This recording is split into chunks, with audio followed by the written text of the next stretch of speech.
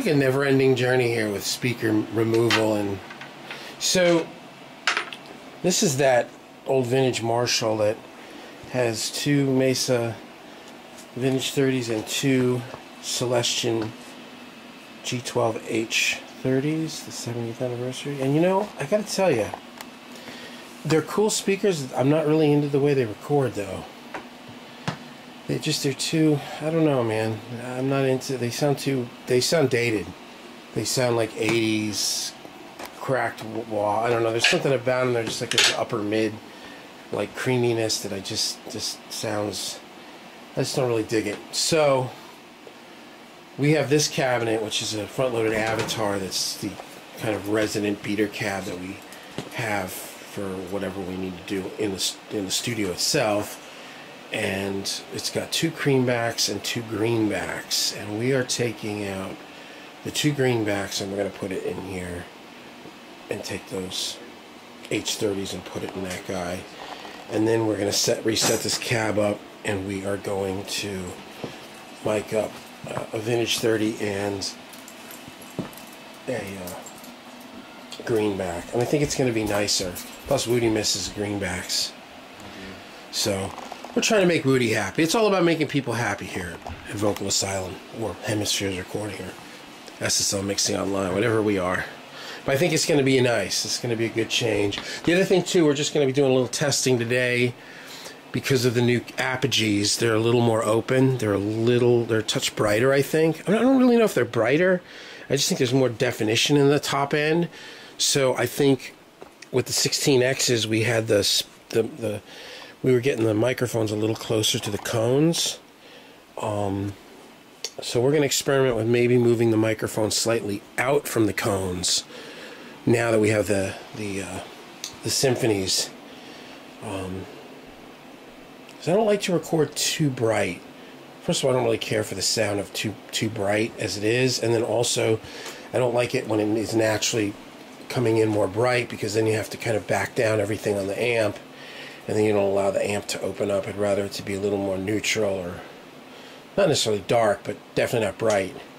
And then you can open up the treble on the amp a little bit, let the amp breathe a little more.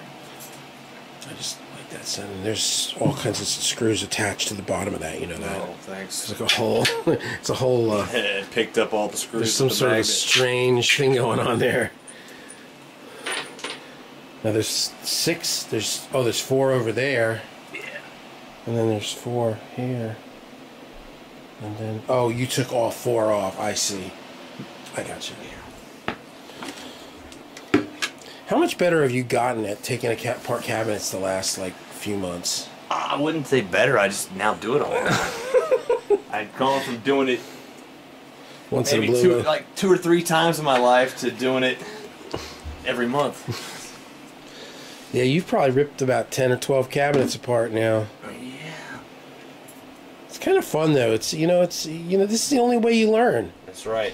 You know, you can read reviews and you can even listen to clips, but until you do it yourself and you play that guitar and you hear it, you know, and you don't know what, you know, there's a lot. Like right now, there's all these like high gain amps that I'm hearing, all this stuff, and I think some of them just sound terrible, man. They all sound ugly, and it's too much gain, and then there's other people that think it's awesome. They're like, more gain on tap. They're like, dude, that rocks. And I listen to it, and I'm like, that sounds terrible, man. We don't even use the full gain potential of Billy. I know, man. That's our code for ocean, Billy. That's a good amp, though, boy.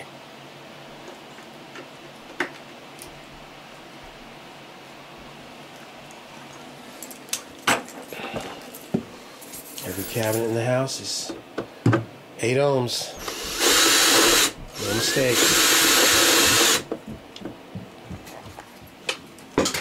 And we have a dead body in here. I said, and we have a dead body in here. I'm not dead. I'm alive, finally. She came out from, I always want to say Seattle, but it's, and then I want to say Oregon, but it's Oregon, or Oregon, or however you guys say it, to sing her record. This is Brianna Renee, the artist formerly known as Brianna Lee. and she got sick. She has been laying there for the better part of 3.5 days. But you know what? I know you're getting better because now the garbage is over here. The garbage was right there. You know, it's always a bad sign. Yeah. She rocked. We're going to Nashville with this, man. It's exciting stuff. Yes, after I take a shower. Yeah. She takes a shower. Oh, Woody. What happened? This screw won't stick, so I'm going to take it back out and make sure that the insert that catches the threads didn't fall into the grill. Gotcha.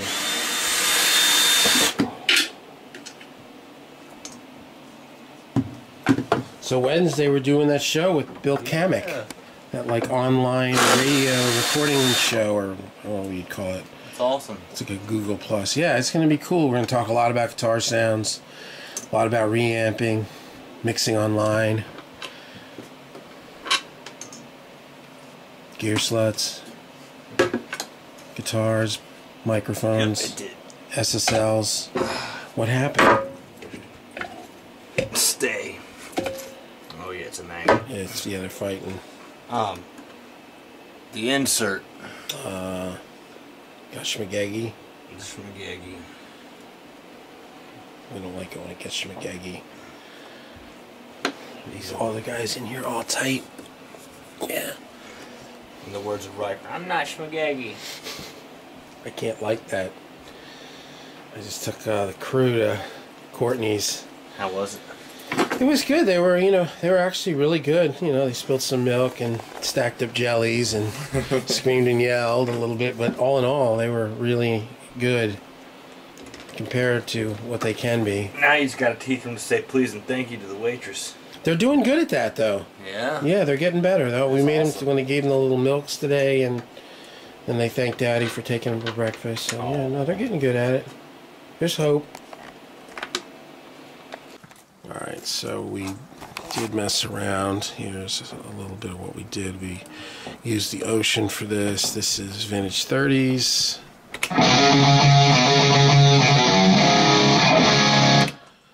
And then this is the Creamback 75. That feels a little dark. I think maybe we'll move one of those mics in. But here's the greenback. So we got rid of the H30 and here's the greenback.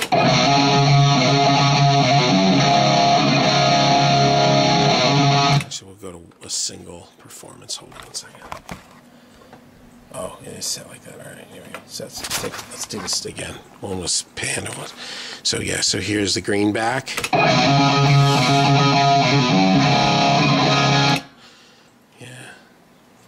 And here's the Vintage 30.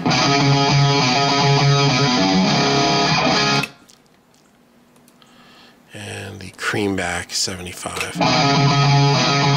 Yeah, so we're gonna now I moved into an 88.2 session, and we are going to be just double checking through all the phase of all the cabinets at 88.2. Just kind of wanted to reacquaint ourselves with the basic layout of the mics and everything, because the Symphonies sound so much more articulate, and just want to make sure that we're in the right spot, and they do. It really sounds great.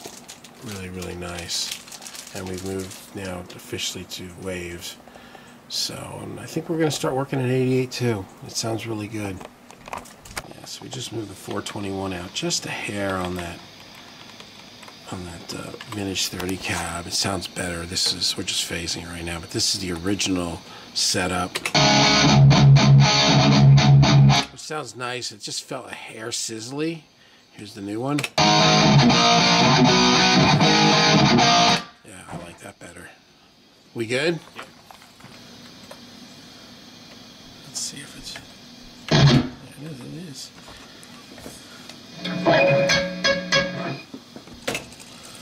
We have it enlarged so we can see the waveform, and then we're at 88.2, so we're getting a more sample accurate. Yeah, man, I'll take that. That looks great. All right, so now let's. Is that as tight as it could be? Yeah, I mean it's less than probably half. I mean I don't think you can get it. That's fine.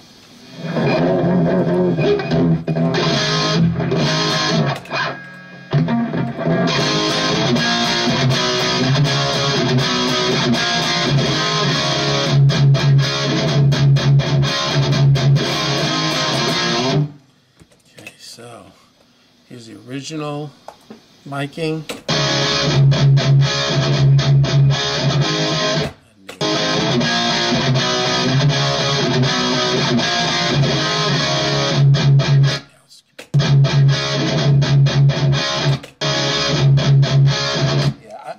Yeah, I like it better. No, let me record it first. So yeah, so you come, that's the original, and then here's the new. Yeah, it's a little warmer. Yeah, I think that's gonna be better. What do you think, Moody? I dig it. Yeah, it kind of fits more with, here's the greenback, and the creamback. I'm digging that creamback more than I had in the past. Let's get rid of this. Let me first record this. Okay.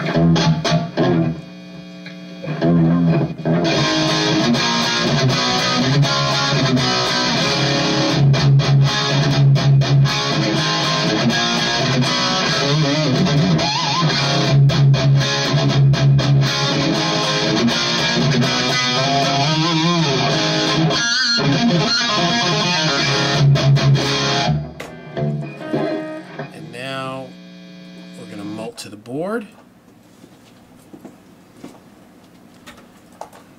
That.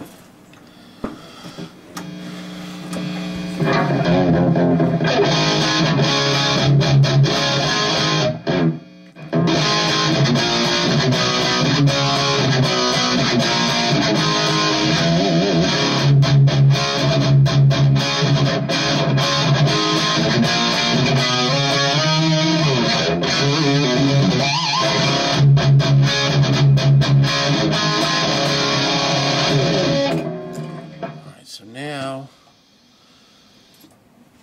let's get these kind of in the same zone sonically. So you've got your reds right here, and then you've got your aqua blue, and your reds are the two. Which one? 157. Right, and they're brought out straight to Pro Tools, and then the blue is the same exact thing except it's multed through the console and then brought out to one track. No preamp or EQ. Yeah, no preamp or EQ on the SSL. So it's basically the same system, but this one you're just hearing, the red, you're just hearing straight Pro Tools, and then this one you're hearing the sound of the console. And I can go between them as far as muting. So that's the console. I'll turn this down.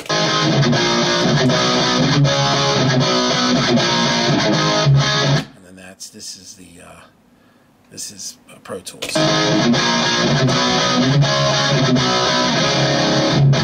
Console.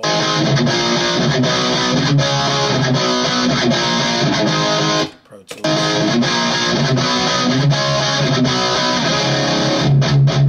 Console. It's crazy. They're similar. It's a little different. You can hear that board in there. It's brighter. It's strange. I would have thought it would have been the opposite. I would have thought the console would have been darker, but it's kind of brighter. This is the console. Oh, you know what I'll do? I'll go out of this pre-fader. So you only see... So blue is the console.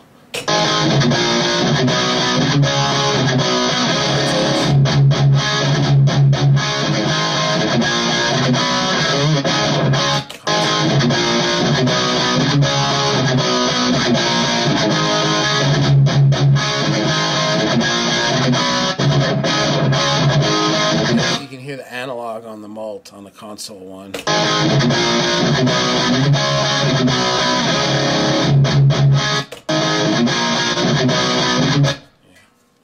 So anyway, there you go. So this is vintage 30s. I'll just play the mults.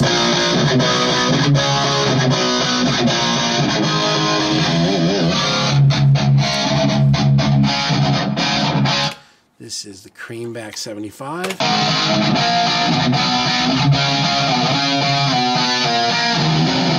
And Greenback.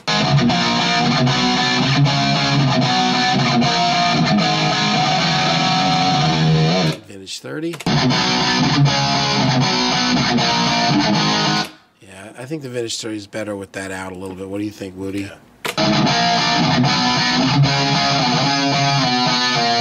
And this is Greenback. And there you go, man. That's it. We're set. Ready to make some music. Do you know where I'm going this week, Woody?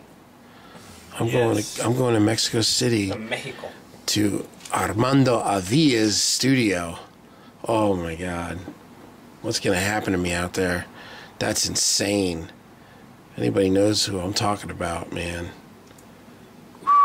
Google image Armando Avila, A-V-I-L-A. He didn't really like rat gear too much. A-V-I-L-A, right? Avila, like Armando, A-R-M-A-N-D-O,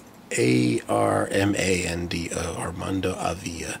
Anyway, he's got a studio in Mexico City called Cosmos. Whew. That is ridiculous.